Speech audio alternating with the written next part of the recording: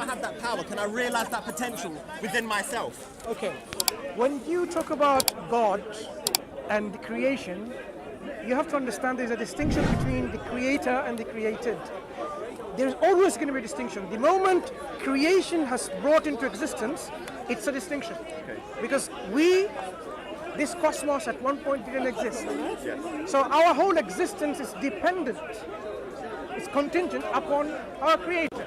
That means by very nature of our beginning of existence, we are solely reliant and dependent on God. But God is not, He's independent. So how can dependent creatures have the same attributes in quality or in quantity, qualitatively or quantitatively, with the creator? It will simply not really make much sense. Because we have a beginning, Yes. we are finite, and we have this limitation as we have begun our existence with this beginning. The creator has no restrictions in his self. Yes. He did not begin to exist, he was always there. Yes. Being always there, there is nothing that restricts the creator or somehow brings the creator into some kind of conformity. He is who he is with his attributes. And we know he has to be totally independent. Being independent, he has to be perfect in his attributes. So if he is powerful, there can be no one more powerful than the creator. So when we say, okay, can we be like him?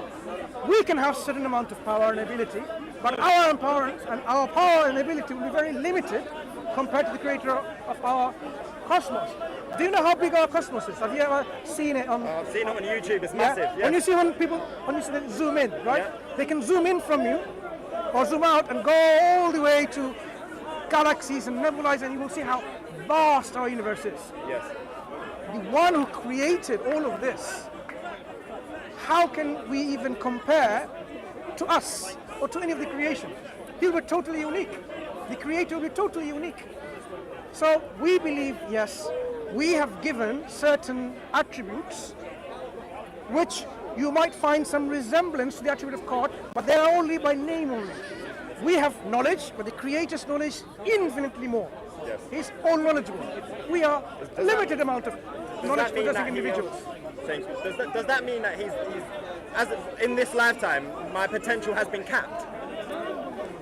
Okay, by definition, the infinite can never become finite can never become infinite or Yes. reach to the point of infinite.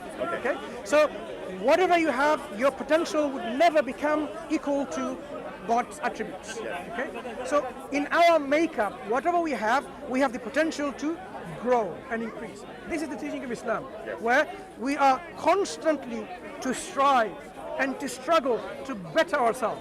In fact, you can better yourself to the position where, people will say, wow, I knew this person was generous, but when I met you, I know what generosity means, for example. You can constantly develop yourself in generosity, in kindness, in forgiveness, in speaking the truth and being just and being merciful. Always room for improvement. So we have to take this as a spiritual path in our journey to develop ourselves. One of the important things our Prophet Muhammad ﷺ said, he says, إِنَّمَا بُعِثْتُ لِأُتَمِّمَ مَكَارِمَ الْأَخْلَاقِ. I have been raised to perfect the nobility of character. So we are noble in our character. God has inspired us with the good and evil and given us that we should be good. But we can perfect this nobility to a point where we will, go beyond this weaknesses that people have of greed, jealousy, anger, hatred, all of that. You can become a very noble person. And this is what Islam wants to introduce to people. Become a very noble person.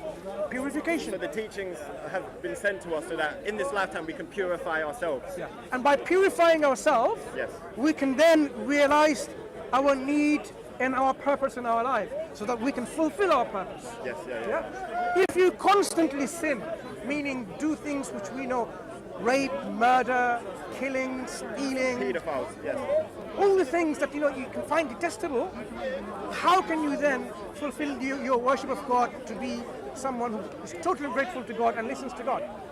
It doesn't work out. You have to get rid of all of these things and then fulfill your purpose in God by really becoming a very purified person.